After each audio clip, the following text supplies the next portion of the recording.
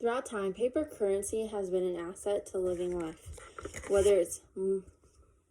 But should we start transitioning to plastic currency over paper currency? Living in a world that is centered around buying, consuming, and trading money, and now living in a world centered around disease prevention, the idea that paper currency has been touched by thousands and thousands of people in its 15-year tenure in the money system has been furloughed by many Americans. An investment in knowledge is the best investment of all. While this is not necessarily seen to be about fiscal money, it is important that we understand how our money works and how dirty our money really is. More and more Americans should switch to plastic forms of money due to the fact that they are cleanlier. You can disinfect them, and paper money has a lot of deathly diseases and things for the elderly, who are the primary candidates of using paper money. In the future, moving closer towards a plastic society would be beneficial for all, and it would even be acceptable for the environment because many people do not need many cards. One of the largest reasons paper money should not be used is because it's filled with germs due to its fibrous substance of its making. Dollar bills are made of fibrous paper that allow diseases such as pneumonia and the flu to get into them. This is important to realize for many elderly who these diseases can be sacrificial to their lives. Subsequent work has found that myriad microbes, including the flu viruses, can be persistent on banknotes for up to a few months.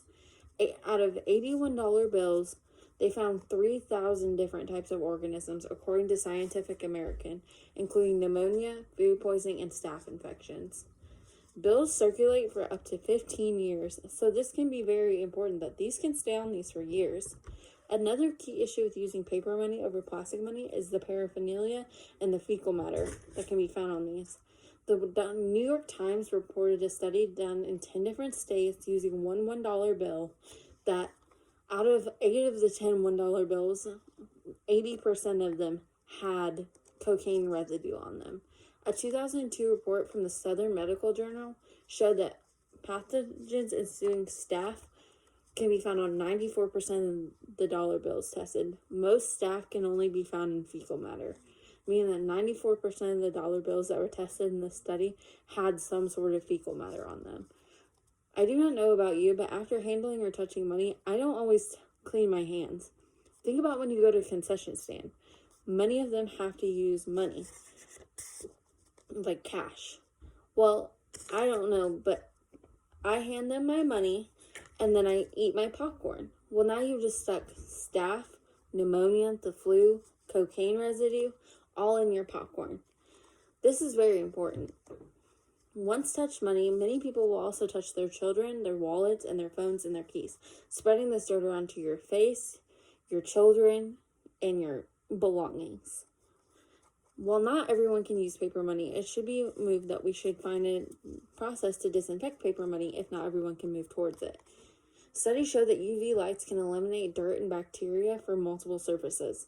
The government should devise a way to figure out how to put UV lights in certain areas. That way the dollar bills and any other form of bills can be cleaned regularly.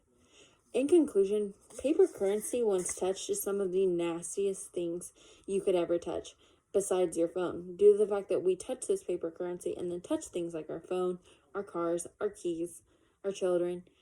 Not only is there bacteria, there's also small traces of cocaine and fecal matter.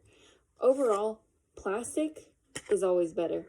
So the next time you're asked to choose paper or plastic, when it comes to money, you should choose plastic. Thank you.